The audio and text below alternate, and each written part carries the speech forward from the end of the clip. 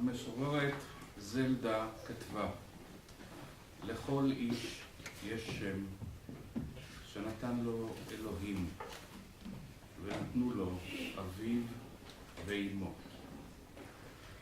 השיר מתבסס על מאמר חז"ל במדרש. 3 שמות נקראו לו לאדם. 1, מה שקוראים לו אביו ואימו, ו1, מה שקוראים לו בני אדם, ו1, מה שקונה הוא לעצמו. טוב מכולן, מה שקונה הוא לעצמו. בשיר לכל איש יש שם, תחילת האדם במהות שהאל יוצק לתוכו. לאחר מכן, מעשיו של האדם עצמו ממלאים את המהות של שמו. מתן השם הינו סימן החיים שבין הנולד למהותו. מאותו רגע שניתן שם, נוצקת המשמעות, הציפיות והמשאלות של ההורים והסביבה. ואחר כך, האדם עצמו ממלא את עצמו אל תוך שמו לכדי מה שהוא. את לחנו של השיר כתב חנן יובל והעיבוד לרביעיית המיתרים של דור וקסלר. ברוכים הבאים לקונצרט בסימן לכל איש יש שם. היום נזכור יחד את אותם ילדים ונערים, נשים וגברים ששרדו ושלא שרדו את התופת, ונספר את סיפורם של יחידים כמו של רבים שהיו שם בתקופת מלחמת העולם השנייה, בתקופה שאנו קוראים לה בהיסטוריה שואה. אלה שהיו שם ונותרו לרוב לא יספרו על תקופת השואה. הם יספרו על האב, הבן, האח, האם או החברים שממשיכים לחיות בתוך הלבבות, בזיכרון הכואב משם. כי לכל איש יש שם. המשוררת לאה גולדברג מבטאת בשירה "התלכי בשדה", שנכתב בשנת 1943, את התקווה ואת היכולת שלנו להתמודד עם העבר למול תחושות של אובדן ומכאוב. את תלכי בשדה לבדך, לא נצרבת בלהט השרפות, בדרכים שסמרו מאימה ומדם וביושר לבב. שוב תהי ענווה ונכנעת, כאחד התשעים, כאחד האדם. השיר בלחנו של חיים ברקני, בעיבודו של דור ובביצועם של רביעיית מרכז המוזיקה מרום הגליל על שם דריוס מאייר. כינור לב אייזן ולאה שניצלר, ויולה ניקולה אריס, צ'לו דור וקסלר. התלכי בשדה.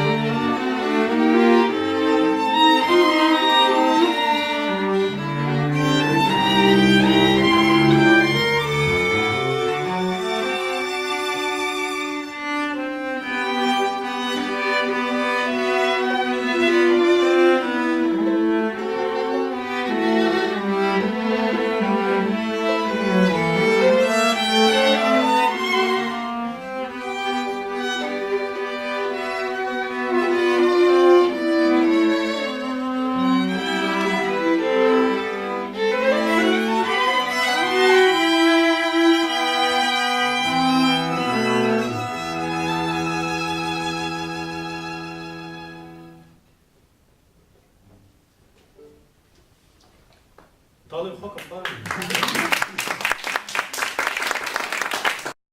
זוצקבר היה מחשובי משוררי היידיש במחצית השנייה של המאה ה-20. עם פרוץ מלחמת העולם השנייה הגיע לגטו וילנה והמשיך שם את כתיבתו. הוא היה מעורב בחיים התרבותיים בגטו, ואת השיר "תחת זיו כוכבי שמיים" כתב בשנת 1944, מעט לפני שנשלח על ידי הפרטיזנים ליערות. כך כתב זוצקבר, ששכב בעליית הגג על גבי שטיח קטן כ6 שבועות והתחבא מהגרמנים. תחת זיו כוכבי שמיים, שים עליי את כף ידך. כל מילה שלי דמעה היא, נא קבלנה אל חיקך.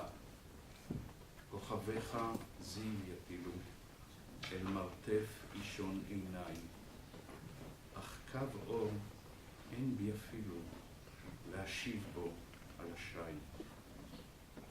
השיר הזה הפך להמנון היהודים, ניצולי הגטו, ואחר כך לשיר המזוהה ביותר עם יום השואה בישראל. זוצקבר היה אחד הניצולים היחידים של גטו וילנה, ובזכותו ניצלו גם אוצרות התרבות של הגטו. לביצוע השיר, בלחנו של אברהם בורדנו, אני מזמין את שרון צימרמן לחליל, נעמה זקס שווק בכינור ודור וקסלר.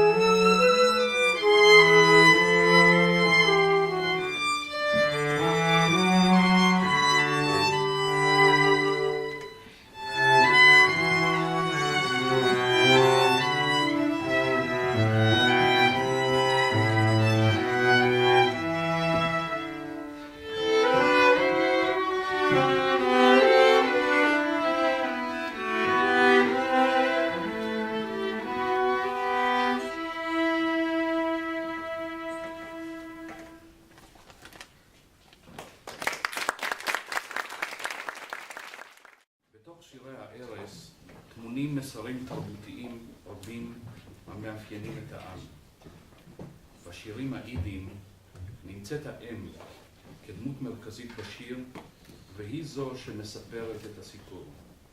האם בשירת הערש ששרה מדי ערב יוצקת אל תוך השם של ילדה גם את הזיכרון התרבותי, שותלת בנפש מנגינות שתמשכנה הלאה אל תוך כל חייו של הילד. כי השם והשיר הם גם הזיכרון בין הדורות. שכב בני, ינקלה וצימוקים ושקדים הינם 3 שירי ערש מהתקופה שבין שתי המלחמות. את השירים כתבו והלחינו אברהם גודפדן, מרדכי וירטיק, עמנואל אורסי ושלום חריטונוב. אנחנו נשמע שניים מתוך שלושת השירים האלה, את ינקלה ואת צימוקים ושקדים, בביצועם של דור וקסלר, הפעם בפסנתר, נעמה זקס שוורט בכינור, אורית כהן בחליל, שרון צילרמן בחליל ודימיטרי פרלוביץ' בקלרינט. בבקשה.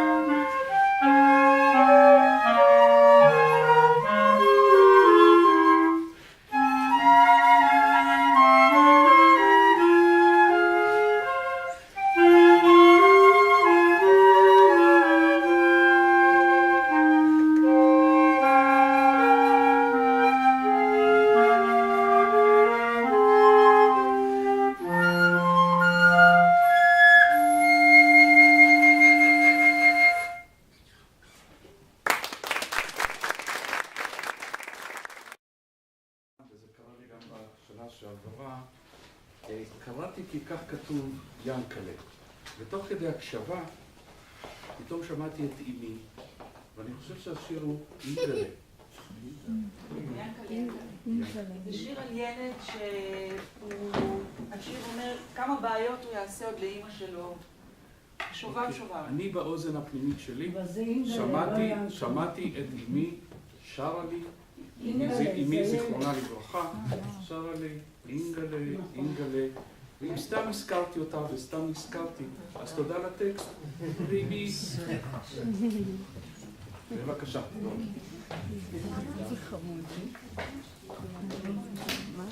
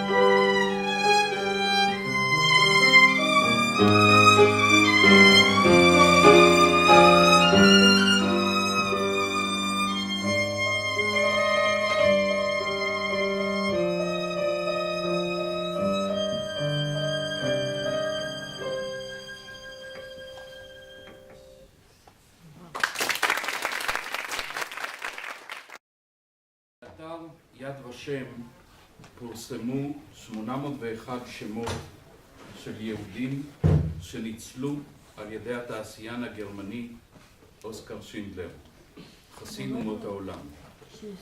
שינדלר, שהיה בעליהם של מפעלי תעשייה, שיחד קציני צבא גרמנים על מנת שיתאפשר לו להעסיק יהודים ולהצילם מגזרת המוות, על אף סיכון חייו שלו. הוא העסיק במפעלו כ-1,200 יהודים שאת חלקם הכיר באופן אישי וניסה לעזור להם ולהצילם מהשמדה. הוא ראה בעובדיו לא רק פועלים בפס ייצור תעשייתי, אלא גם הכיר אנשים עם שמות. בשנת 1993 הוכר שינדלר על ידי מדינת ישראל כחסיד אומות העולם. סטיבן שפילברג ביים את הסרט על ספרו של תומאס קנילי, ואת פס הקול הסרט הלחין ג'ון וויליאמס. לביצוע מנגינת הנושא של הסרט אני מזמין את עודד שוב בגיטרה ודימיטרי פרלוביץ' בקלרינט. בבקשה, רשימת שינדלר.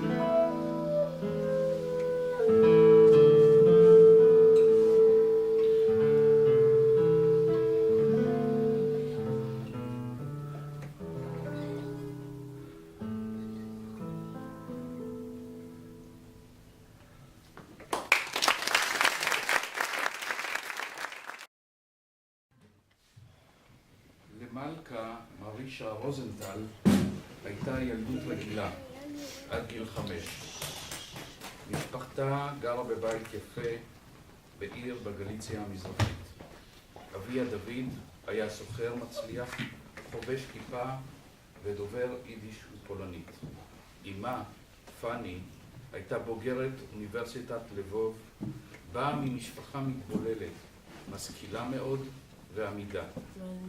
האומנת המשפחתית, פאני, גידלה כנהוג בימים האלה את מרישה. כשפרצה המלחמה, חייה של מרישה השתנו. אמה ואחיה נרצחו למול עיניה, והיא הוחבאה בחבית ברפת במשך כשנה וחצי. אביה נמלט ליערות והיא נשארה לבדה, מדמיינת את תשובה של אמה, את המשחקים עם חבריה ואת אור השמש. השיר לאהובה ימתים נכתב על ידי מלכה עצמה והולחן על ידי דוב וקסלר בשנת 2004. השיר מבטא את תחושותיה של מלכה וזיכרונות הילדות שהיא נושאת עימה. בשיר היא מזכירה את שמותיהם של יקיריה. אני רוצה להציג ליד קצת אולה פרלוביץ' שבאמת ברגע האחרון, כי הייתה קצנטרנית אחרת, אירה שלנו היקרה, אבל לצערנו אירה לא הרגיש את זה. תודה לאולה, תודה רבה.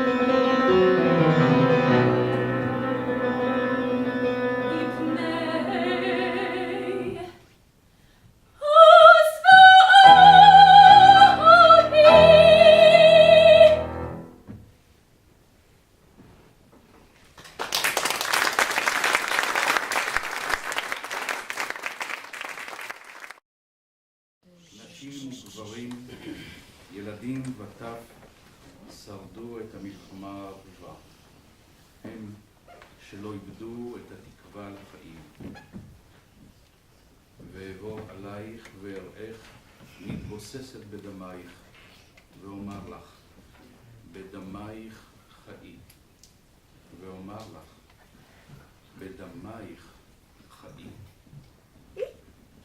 בדמייך חיי, מילים ולחן נעמי שמר, עיבוד דור וקסלר, מבצעים רביעיית כלי הקשת של מרכז המוזיקה, שירה, שלומית, בבקשה.